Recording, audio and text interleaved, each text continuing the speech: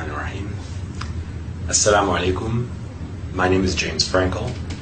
I'm going to be speaking to you a little bit about my experiences coming to Islam. I'm speaking to you now from Honolulu, Hawaii, and it is September 2011. I'm sorry, 2010. Getting ahead of us. I am a professor of comparative religion, and I teach classes in Islam also at the University of Hawaii at Manoa. And I've lived in Hawaii now for just over 2 years, and just entering my third year. And some brothers asked me if I could speak about my experiences, so hopefully, inshallah, I can do this today, and if this is helpful to anybody, may Allah give us all hidayah. As I said, I came to Hawaii 2 years ago. Before that, I lived in New York City. I was born and raised in New York City, born in 1969, and grew up in Manhattan, and part of the time in Brooklyn, another few years of my life. For the most part, had a very happy family life. My parents raised me not with any particular religion, but I think with basic set of moral values. Actually, by heritage, my background is Jewish, but I grew up in a very secular household, and there wasn't a lot of religious practice. The only connection I really had to any kind of traditional religion was from my father's side, my grandmother, my father's mother, who was a practicing Jew. And, it's from her that I learned a few things, Bible stories, stories of the prophets. And for a brief period, my parents actually attempted to send me to a Hebrew school to learn more, but I was not very comfortable there, and actually got kicked out for asking too many questions. So this is probably my character, and it has brought me, I should say, to where I am today. As a professor and as a Muslim, I continue to ask a lot of questions.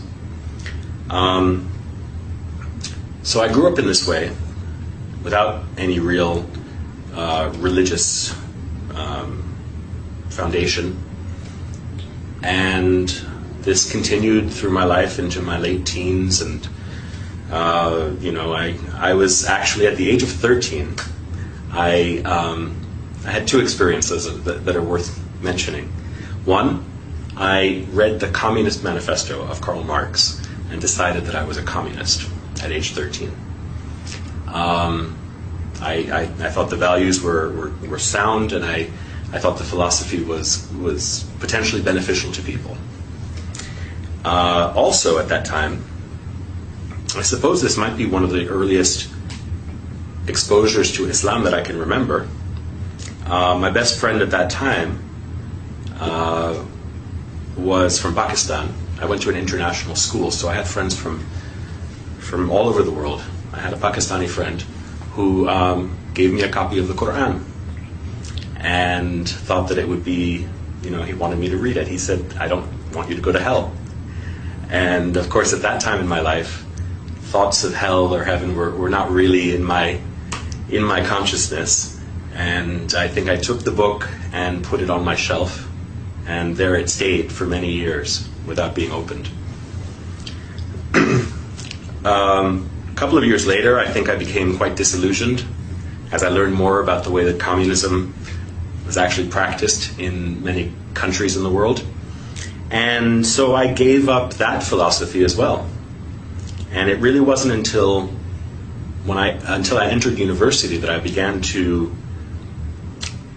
ask the questions that would lead me directly onto this path. I think as a child I was always thoughtful and always wondered about the meaning of life, and those basic questions of why we're here and where we're going, why we suffer. All of those things were always present in my mind even as a child. But as I got older and when I went to university, I focused a lot more on my studies until I had a particular experience. You remember the grandmother that I mentioned before? When I was in university, I was living in Washington, D.C., and I got a phone call from my cousin who was going to school in Maryland. And it was a surprise visit from my grandparents and my aunt and another cousin, and they took me out for dinner.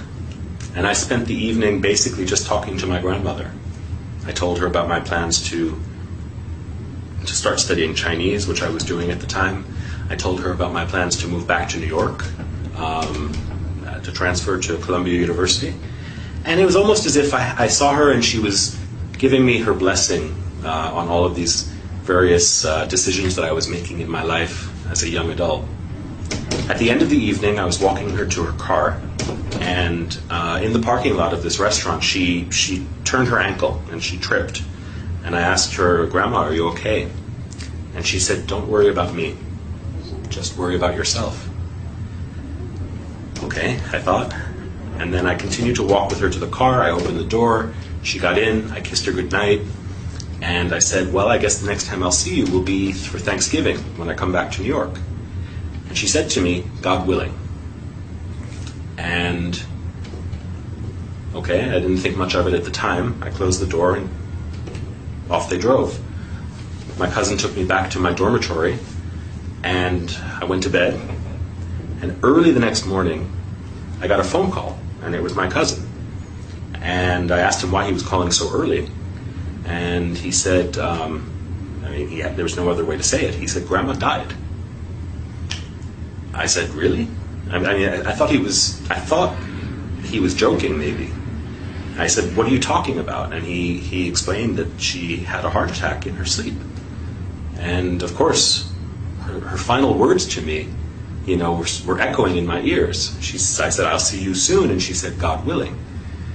And I said, "Are you okay?" And she said, "Take care of yourself." So to this day, it was an unexpected visit, and of course an unexpected departure for her. And to this day, I can only wonder, about the meaning of that encounter with my grandmother, who, of course, as I said, was my only link to traditional religion. I went back to New York for the funeral, and it was a traditional Jewish funeral. And the rabbi who was giving the eulogy spoke about my grandmother and said, "Sarah was a rare treasure," he said. "She was like a jewel."